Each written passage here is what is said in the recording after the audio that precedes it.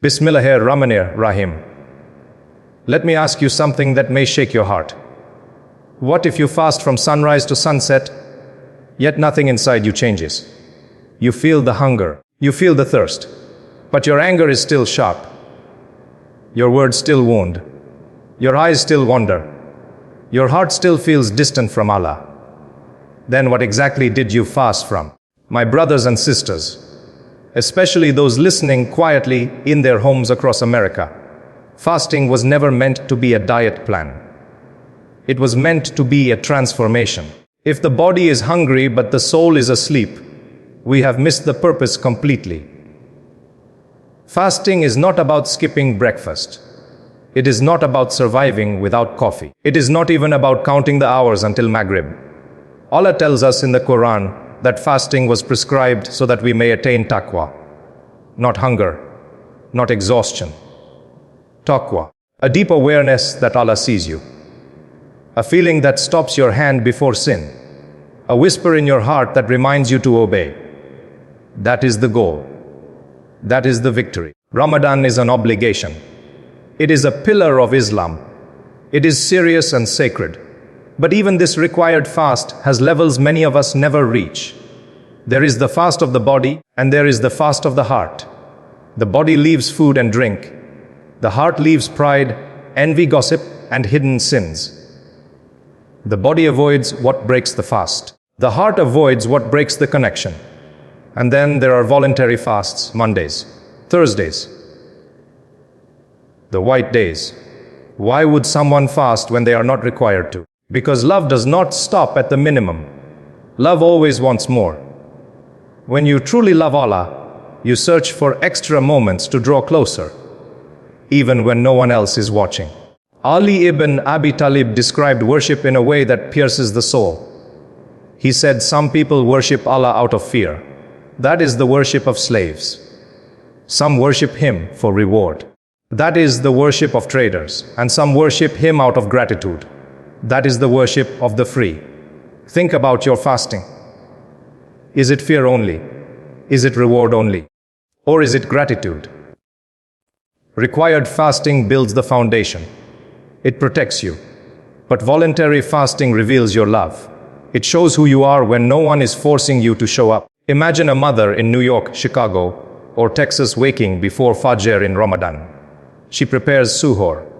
She fulfills her obligation. That is beautiful. But when she fasts on a random Monday in Shaban, with no social pressure and no announcement, that is between her and Allah.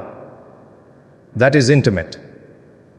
That is sincere. The Prophet said that whoever fasts Ramadan with faith and seeking reward will have their previous sins forgiven. With faith, seeking reward, not culture, not routine, not because everyone else is doing it. There was a righteous man from the early generations who fasted many voluntary days. Someone once asked him why he exhausted himself when Ramadan was already enough. He smiled and said that when he stands before Allah on the day of judgment, he wants his scale to be heavy. Subhanallah. Required fasts may protect you from punishment. Voluntary fasts raise your rank. They polish the heart. They strengthen discipline. They create a private conversation between you and your Lord that no one else can interrupt. Now let us ask ourselves something uncomfortable. In a world of comfort, fast food, endless scrolling, and constant distraction, are we fasting from food only? Or are we fasting from arrogance, jealousy, and harsh speech? Because if the tongue is not fasting, the heart is not fasting. And if the heart is not fasting, we have not tasted the sweetness yet. The sweetness of restraint. The sweetness of sincerity. The sweetness of knowing that you could sin, but you chose Allah instead. The fast of the body is visible. People see you refusing food. They see you tired at work. But the fast of the heart is hidden. You can sit at a dinner table in California. You can drive through Houston traffic. You can work long hours in New Jersey. No one sees the thoughts you are fighting. No one hears the silent du'as you whisper. No one knows the tears you wipe away. But Allah knows. And that is where the real fast begins. Because true worship is not performance. It is transformation. It is about sincerity. It is about what is happening inside your chest when no one else can see. You can stay hungry all day and still feed your ego. You can avoid water yet drink deeply from pride. You can skip lunch but feast on gossip. And then your fast feels heavy, dry, empty. But when the heart begins to fast, everything changes. The eyes fast and lower with dignity. The tongue fasts and softens its words. The ears fast and turn away from what displeases Allah. Suddenly, fasting is no longer a rule you follow. It becomes a shield that protects you. Allah tells us in the Quran that prayer prevents immorality and wrongdoing. If salah is meant to stop sin, then what about fasting? Fasting is even more private, more intimate. It is you and Allah alone. The Prophet A taught that every deed of the son of Adam is for him except fasting. It is for me and I will reward it. Think about that honor. Allah singles out fasting, not for your family, not for your followers, not for your community, for Him. That means the smallest hidden struggle during your fast carries weight with your Lord.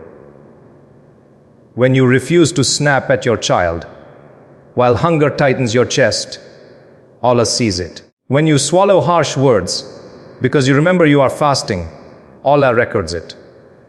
When you fight the urge to scroll into something sinful late at night, Allah knows. That is the fast of the heart.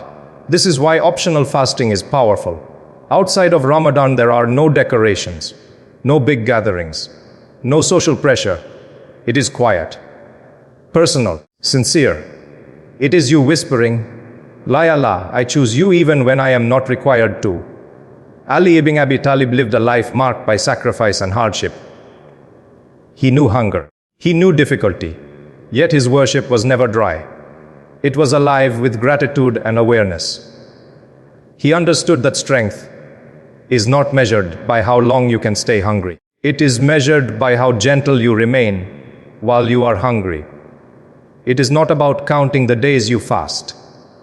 It is about counting the changes in your character because you fast. Real fasting refines you. It does not harden you. My dear brothers and sisters, especially the sisters balancing homes, children, work and stress, fasting is not meant to break you. It is meant to build you. It is meant to soften your heart, not tighten your temper. It should make you calmer, not angrier. Kinder, not harsher. Closer to Allah, not just lighter in body. So ask yourself quietly, when I fast, who am I becoming? The required fast trains you in discipline. The optional fast transforms you in love. But the fast of the heart is the one that walks with you into your grave. One day we will stand alone. No phone. No friends. No followers. No filters. Just you and your record. Do you think Allah will ask how hungry you felt? Or will He ask what that hunger produced inside you? The Prophet I warned us with words that should shake us gently. Perhaps a fasting person gains nothing from his fast except hunger and thirst. Pause and let that sink in. Nothing except hunger. That means it is possible to struggle all day and still leave empty-handed. Why would that happen? Because the heart was not fasting. The tongue continued to wound. The eyes continued to wander. The pride continued to grow. This reminder is not meant to push you away from fasting. It is meant to wake you up. Allah does not need your hunger. He wants your humility. He does not need your thirst. He wants your tears. He does not need you to skip meals. He wants you to skip sins. Fasting is not only about avoiding major sins. It is about healing the small cracks in the heart. It is about the silent jealousy you never admit. The quiet resentment you carry, the subtle arrogance that slips into your tone. These are the places where real fasting begins. When the heart fasts, the soul feels lighter, the worship feels sweeter, and your relationship with Allah feels closer than ever before. That is the fast that speaks for you when your tongue no longer can. That is the fast that transforms your destiny, not just your diet. the quiet arrogance, the grudges you refuse to release. You might be fasting, yet still holding on to anger toward your sister, still avoiding your mother, still carrying old wounds. What kind of fast is that? Ali ibn Abi Talib reminded us that the value of any act of worship lies in its sincerity and its effect. If it does not change you, it deserves reflection. Ramadan comes and goes. Opportunities come and go. Health comes and goes. But death does not send a reminder. One day you will fast your last Ramadan, pray your last Salah, utter your last words, and you will not even know it was the last. So treat fasting as preparation to meet Allah, not a seasonal habit. Especially in a fast-paced world, surrounded by distractions, temptations, and tests of faith, your fast becomes your shield. It is a quiet rebellion against the pull of every desire. When you fast, you say, "My impulses do not control me." You say, "I can choose Allah over comfort, over habit, over desire." And when you add voluntary fasts, even once or twice a month, you train your soul to return to Allah repeatedly. This is not about extremism. It is about sincerity. Let hunger teach dependence. Let thirst teach patience. Let weakness teach humility. Before the next fast, before the next suhoor, before the next sunset, ask yourself softly, am I fasting from food, or am I finally ready to fast from everything that distances me from my Lord? This question can change your life. I speak not from judgment, but from concern, because it is easy to look religious outwardly and feel distant inwardly. It is easy to pray without peace, to fast yet feel restless, to say Alhamdulillah while carrying silent pain. Maybe that is you now, tired, feeling like you've made too many mistakes, thinking Allah cannot forgive. Listen carefully, Allah is not seeking perfection. He seeks return. He says in the Quran, say, "O my servants who have wronged themselves, do not despair of the mercy of Allah." Do not despair, not for your past, not for your mistakes, not for the years you stayed away. Fasting is one of the greatest doors back to Allah. When hunger strikes, whisper, "Why Allah? I need you more than this food." When thirst grips you, whisper, "Why Allah? I am empty without you." When weakness weighs you down, whisper, "Ya Allah, I cannot do this without your help." Repentance is not complicated words. It is a broken heart turning back. Maybe you need to forgive someone. Maybe you need to reach out and repair a relationship. Maybe you need to remove something that drags you towards sin. Do not delay. We delay repentance as if we have guarantees, as if we have forever. Life is fragile. Your heart was not made to carry this much darkness. Ali ibn Abi Talib reminded that true strength is not in defeating others, but in conquering your own ego. Defeat the pride that insists you were right. Defeat the anger that refuses forgiveness. Defeat the laziness that says, "I will change later." Start now. Even small steps matter. Guard your tongue today. Pray with focus today. Fast with true intention today. Trust Allah. When you leave something for Him, He replaces it with better. When you cry at night, He hears. When you struggle silently, He records it. Allah is not waiting to punish you. He waits for you to return. Every fast, required or optional, is an open door. Walk toward Him, even if you feel unworthy, even if you feel ashamed, even if your past is heavy. The one who sincerely turns back, even after years, can be closer to Allah than the one who never fell, but never felt the need to return. Something remarkable happens when a servant truly returns. The direction of life changes quietly, steadily, deeply. Doors open you never expected. Peace fills what once felt heavy. Hearts soften around you. Strength comes in ways you cannot explain. And it all begins with one honest step back to Allah. My dear brothers and sisters, especially those trying to hold families together and keep faith alive in a noisy, fast-moving world, do not underestimate the power of a sincere fast. One sincere Ramadan fast can rewrite your future. One sincere voluntary fast can erase years of heedlessness. It is not the hunger alone. It is what hunger teaches, what thirst teaches, what obedience teaches, and what sincerity unlocks in your heart. That is the fast that truly transforms. One tear in sujud can wash away mountains of sin. You are not weak because you struggle. You are human, and Allah created you knowing you would fall.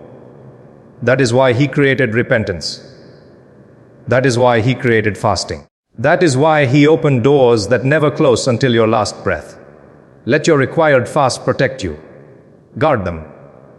Respect them. Do not treat them casually. And let your optional fast polish you. Even once a month, even one extra day, do something only Allah knows about. Build a secret with Him, because on the day when secrets are revealed, you will be grateful for the ones kept between you and your Lord. Forgive people. Release grudges. Make dua for those who hurt you. You may think it is for them, but it is for your own freedom. Trust Allah more than your fear. Trust His plan more than your anxiety. Trust His timing more than your impatience. And when you fast, do not just count the hours until Maghrib. Count the moments your heart stays conscious of Him. Let hunger remind you of the poor. Let thirst remind you of the day when the sun will scorch. Let weakness remind you that you need Allah every second of your life. If you ever feel like you are not good enough, remember this: Allah does not look at how perfect your journey was. He looks at whether you kept turning back. So, keep returning again and again until the day comes when you meet Him. Let your required fasts stand as your shield. Let your optional fasts shine as your love. Let your heart testify that you tried. Let every fast, obligatory and voluntary, be a conversation with Allah that transforms your soul quietly, steadily, deeply. May Allah make our fasting real. May He make it heavy on our scales. May He make it a light in our graves. May He allow us to meet Him with hearts that learn through hunger and thirst how to belong completely to Him. May every tear, every moment of patience, every act of self-restraint remind us that fasting is not only about food or drink, but about shaping the heart, refining the soul, and drawing closer to the One who sees, knows, and loves us beyond measure.